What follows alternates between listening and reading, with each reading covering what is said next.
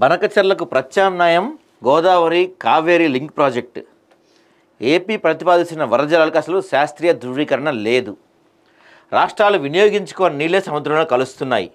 Meet the ప్రెస్లో జలసంఘ శక్తి శాఖ మాజీ సలహాదారు వెజిరే శ్రీరామ్ గారు చెప్తున్నారు.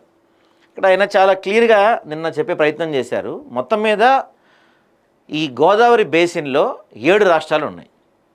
అందులో మన తెలంగాణ, మహారాష్ట్ర, కర్ణాటక, ఏపీ ఇవన్నీ ఉన్నాయి. ఇప్పుడు బనకచెర్లకి ఒక్క తెలంగాణ ఒప్పుకుంటే సరిపోదు, ఆ బేసిన్లో ఉన్న 7 రాష్ట్రాలు కూడా ఒప్పుకోవాలి. అంతేకాకుండా ఈ కృష్ణా బోర్డులో కావచ్చు, గోదావరి జిల్లాల బోర్డులో కావచ్చు, ఏ కమిటీలో కూడా ఇంతవరకు భారతదేశంలో ఎక్కడా కూడా వరద జలాలు అనే పదం లేదు అని ఆయన చెప్తున్నారు. ఏపీ ఏమంటుంది, బనకచెర్లని మేము ఆ వరద జలాలతో వాడుకుంటాం అంతే. ఎందుకంటే ప్రతి సంవత్సరం దాదాపుగా ఒక 2000 టీఎంసీల వాటర్ సముద్రంలో కలిసిపోతుంది, ఆ కలవకుండా మేము ఆపుకుంటాం, మేము దాన్ని ఒడిసి పట్టుకుంటామని ఏపీ చెప్తుంది. ఆ వృధాగా పోతున్న జలాలు మాత్రమే ఆపుకుంటామని ఏపీ చెబుతుంది. పైపెచ్చు ఇప్పుడు 200 టీఎంసీలు వాడుకుంటాం, ఫ్యూచర్లో ఇంకో 100 టీఎంసీలు కలిపి 300 టీఎంసీలు దాంట్లో ఆపుకుంటాం మేము అని ఏపీ చెప్తుంది. కానీ దీనికి అసలు ఎటువంటి శాస్త్రీయత లేదు, ఇది ఒప్పుకునే ప్రసక్తే లేదు, ఇది కుదరదని చెప్తున్నారు ఈయన. ఎందుకు కుదరదు, దీనికి కుదరపడం గల కారణాలు ఏంటి అవన్నీ కూడా ఆయన చెప్తున్నారు. చూడండి, అసలు లెక్క ప్రకారం ఈ సిడబ్ల్యూసి లెక్క ప్రకారం సగటున ప్రతి సంవత్సరం 1138 టీఎంసీల వాటర్, గోదావరి జలాల వాటర్ సముద్రం పాలైపోతుంది. ఎందుకు అంత పెద్ద ఎత్తున నీరు సముద్రం పాలవుతుందయా అంటే, మన తెలుగు రాష్ట్రాలకు కేటాయించిన వాటర్ కాకుండా ఛత్తీస్గఢ్కి కేటాయించిన వాటర్ను కూడా వాళ్ళు పూర్తి స్థాయిలో వాడుకోలేకపోతున్నారు. గోదావరి జలాల్లో దాదాపుగా 964 టీఎంసీలు తెలంగాణ, ఏపీ కేటాయించారు. 538 టీఎంసీలు తెలంగాణ కేటాయించారు. అంతేకాకుండా 434 టీఎంసీలు చేంజ్ ఎంతో ఛత్తీస్గఢ్కి కేటాయించారు. వీళ్ళెవరూ పూర్తి స్థాయిలో ఆ నీటిని వాడుకోలేకపోతున్నారు, ఆ నీటిని ఆపలేకపోతున్నారు. కాబట్టి సగటున ప్రతి సంవత్సరం 1138 టీఎంసీల నీరు సముద్రం పాలైపోతుంది అనేది సిడబ్ల్యూసి లెక్క. ఇప్పుడు ఆ నీటినే మేము ఒడిసి పట్టుకుంటామని చెప్తుంది ఏపీ. కానీ అసలు గోదావరి ట్రిబ్యునల్ అవార్డు ప్రకారం వరద జలాలు అనే కాన్సెప్టే లేదు, అసలు ఆ పదం ఎక్కడ వాడలేదు దాంట్లో. దాంతోపాటుగా ఏదన్నా ప్రాజెక్టుకు అనుమతి ఇవ్వాలంటే 75% నీటి లభ్యత, అంతేకాకుండా 1969లో ట్రిబ్యునల్ బేసిన్లోని 7 రాష్ట్రాలకు 3396 టీఎంసీలు పంపిణీ చేసింది. సగటున 1138 టీఎంసీలు సముద్రం పాలవుతున్నట్లు సిడబ్ల్యూసి లెక్కగట్టింది. మహారాష్ట్ర, ఛత్తీస్గఢ్, తెలంగాణ రాష్ట్రాలకు కేటాయించిన నికర జలాలకు అనుగుణంగా పూర్తి స్థాయి ప్రాజెక్టుల నిర్మాణం కాలేదు. నిర్మాణాలు పూర్తయిన ప్రాజెక్టులో వినియోగం జరగటం లేదు.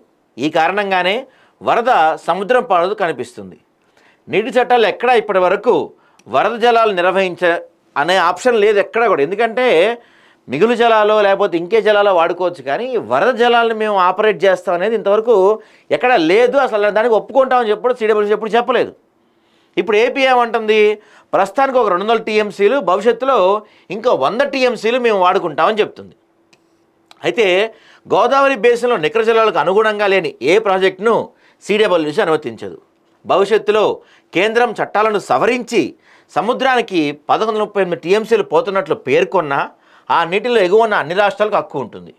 నికర జలాల్లో ఏపీకి 531 టీఎంసీలు, తెలంగాణకు 968 టీఎంసీలు కేటాయింపులు ఉన్నాయి. వీటి వినియోగానికి మాత్రం ఆ మేరకు లేదు. ఛత్తీస్గఢ్కు 400 టీఎంసీలకు సంబంధించిన ప్రాజెక్టు నిర్మించలేదు. ఏపీకి ఎగువ ఉన్న రాష్ట్రాలు పూర్తి స్థాయిలో నికర జలాలను వాడుకుంటే భవిష్యత్తులో పోలవరం దిగువన లోటు ఏర్పడుతుంది. అంటే బనకచెర్లు నిర్మించిన తర్వాత కరువు పరిస్థితి ఏర్పడినట్లయితే ఆ ప్రాంత రైతులు తీవ్రంగా నష్టపోతారు. అప్పుడు ఎగువ రాష్ట్రాల నీళ్లు వదలలేదనే ఆందోళన మొదలవుతాయి. ఆయా రాష్ట్రాలు నిర్మించిన ప్రాజెక్టులు కడుతున్నవి భవిష్యత్తులో నిర్మించే వివరాలు ఇవ్వాలని చెప్పి ఏపీ సిడబ్ల్యూసి సూచించింది. పోలవరం ప్రాజెక్టు ఆపరేషన్ షెడ్యూల్ మారుతుందని, ముంపు ప్రభావం పెరుగుతుందని, డిపిఆర్ కూడా సవరించాల్సి ఉంటుందని పోలవరం ప్రాజెక్ట్ అథారిటీకి కూడా ఏపీ సూచించింది. అయితే ఇక్కడ విషయం చూడండి, మొత్తం మీద రైట్. సో ఈ బనకచెర్ల ప్రాజెక్టు ఏపీ కడుతుంది. ఎందుకంటే ఒక 200 నుంచి 300 టీఎంసీలు మేము నిల్వ చేసుకుంటామని చెప్పి ఏపీ బనకచెర్ల ప్రాజెక్టు కడుతుంది.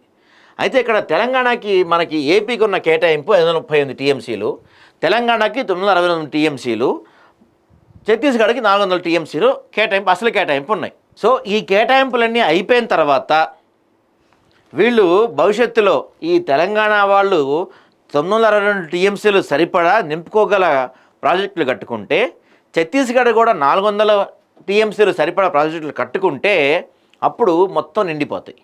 అప్పుడు ఏమవుతుంది, కొంతకాలం తర్వాత ఒక 3 ఏళ్ళు 4 ఏళ్ళు 5 ఏళ్ళు 10 ఏళ్ళు వేసుకోండి, ఏదో సంవత్సరం డాట్ ఇయర్ వస్తుంది, కరువు సంవత్సరం వస్తుంది. ఆ కరువు సంవత్సరంలో ఏమవుద్ది, ఈ 300 టీఎంసీలు బేస్ చేసుకొని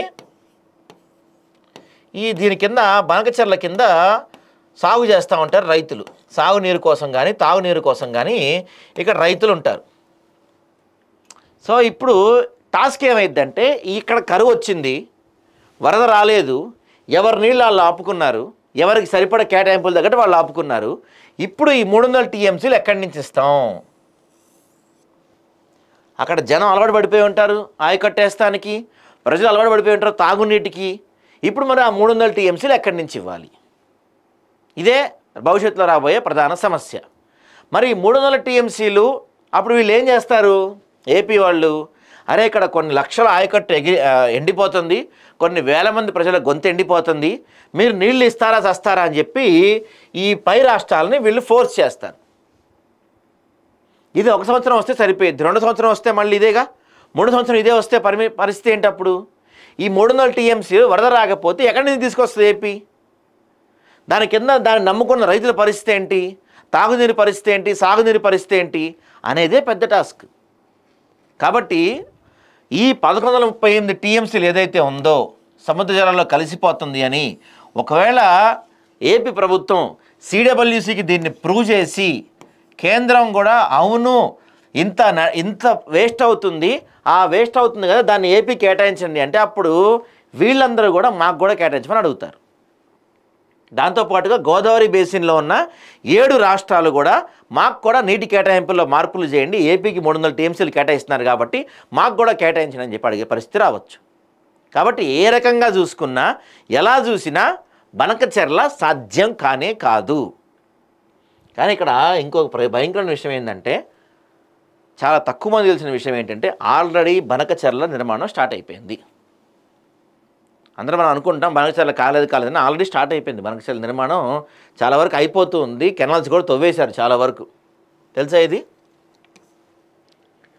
ఏపీ ప్రతిపాదిస్తున్న గోదావరి బనకచెర్ల జీబీ లింక్ కన్నా నదుల అనుసంధానంలో కేంద్రం ప్రతిపాదిస్తున్న గోదావరి కావేరీ లింక్ ఏపీ తెలంగాణ రాష్ట్రాలకు లాభదాయకం. ఇచ్చంపల్లి వద్ద నుంచి ఈ లింకును చేపట్టడానికి మేము అధ్యయనం చేయించాం. అయితే మిగులు జలాలు వరద జలాలు ఏవీ లేవని సిడబ్ల్యూసి తేల్చి చెప్పింది. అందుకే ఛత్తీస్గఢ్ని ఒప్పించి ఆ రాష్ట్రం వినియోగించుకొని 147 టీఎంసీలు తరలించాలని లక్ష్యంగా పెట్టుకున్నాం. జీబీ లింక్ నిర్మాణానికి 63,000 ఎకరాల భూసేకరణ చేయాల్సి ఉండగా జీసీ లింక్ కోసం 30,000 ఎకరాలు సరిపోతుంది. ఈ 80,000 కోట్ల ప్రాజెక్టులో కేంద్రం 60,000 కేటాయిస్తుంది. మరోవైపు తమ్మిడిహట్టి వద్ద 168 టీఎంసీల నీటి లభ్యత ఉందని సిడబ్ల్యూసి చెప్పింది. మహారాష్ట్ర భవిష్యత్తులో ఏమైనా ప్రాజెక్టు నిర్మిస్తే లోటు ఏర్పడుతుందని మాత్రమే వివరించింది. కాళేశ్వరం వద్ద లెక్కించిన 284 టీఎంసీల్లో తుమ్మిడిహద్దు వద్ద లెక్కించిన 160 టీఎంసీలు కూడా ఉన్నాయి. తెలంగాణలో శ్రీరామసాగర్ మినహా నిల్వకు ఒక్క ప్రాజెక్టు కూడా లేదు. ఇచ్చెంపల్లి నిర్మిస్తే తెలంగాణకు ప్రయోజనకరం అవుతుందని శ్రీరామ్ గారు చెప్పారు. సో గోదావరి పైన గోదావరి నీటిని ఒడిసి పడటానికి మన దగ్గర శ్రీరామ్ సాగర్ తప్ప మిగతా ఏ ప్రాజెక్టు లేదు. గోదావరి నీళ్ళు మనం ఆపలేకపోతున్నాం. మరి ఈ విధంగా చూసుకుంటే గోదావరి పైన ఏపీ బనకచెర్ల కనుక కడితే తెలంగాణ ఎడారిగా మారే అవకాశం పుష్కలంగా ఉంది.